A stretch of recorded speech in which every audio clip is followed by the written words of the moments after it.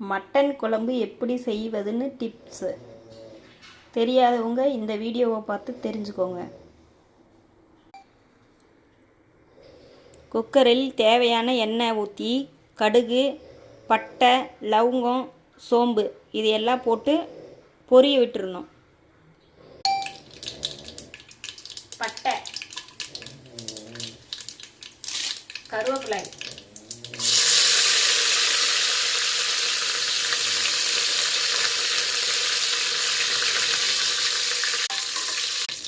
இப்போ மட்டன் இதில் சேர்க்கணும்.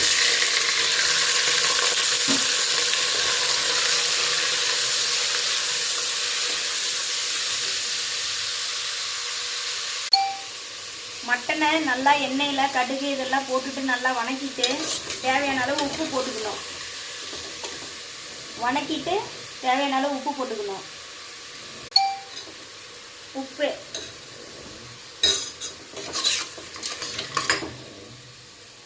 இஞ்சி பூண்டு பேஸ்ட்டு,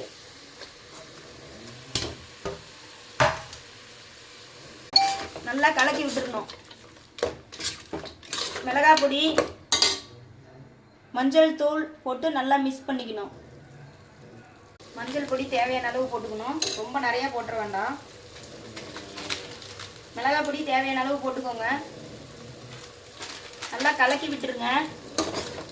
நல்லா கலக்கி விட்டுட்டு தேங்காய், கடல, கொத்தமல்லி, தக்காளி இதெல்லாம் அரைச்சி இதில் இப்போது நம்ம இதில் சேர்க்க போகிறோம். இது கொஞ்சம் நேரம் வணங்கட்டும். கறி நல்லா வணங்கட்டும்.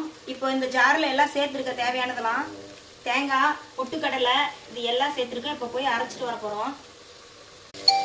இப்போது கறி மசாலா பொடி இதில் சேர்க்க போகிறோம். கறி நல்லா வணங்கிருச்சு. தேவையான அளவு பொடி சேர்த்துக்கோங்க. மட்டன் மசாலா பொடி கொஞ்சம் போட்டுக்கோங்க. நல்லா கலக்கி விட்டுட்டு அரைச்சி வச்சு சாந்து எடுத்து இதில் ஊற்றிட்டு 2 விசில் விட்டுக்கோங்க. என்னோட குக்கரில் நான் 2 விசில் தான் விடுவேன். கறி ஒரே விசில்லையே வெந்துக்கும்.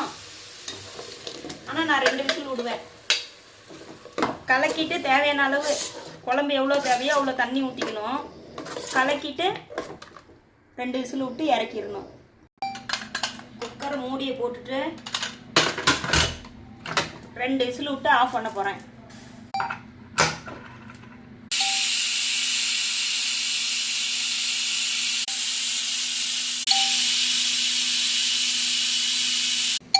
மட்டன் குழம்பு ரெடி. நீங்களும் உங்கள் வீட்டில் இந்த மாதிரி செஞ்சு பாருங்கள். நல்லா வாசனையாக இருக்குது.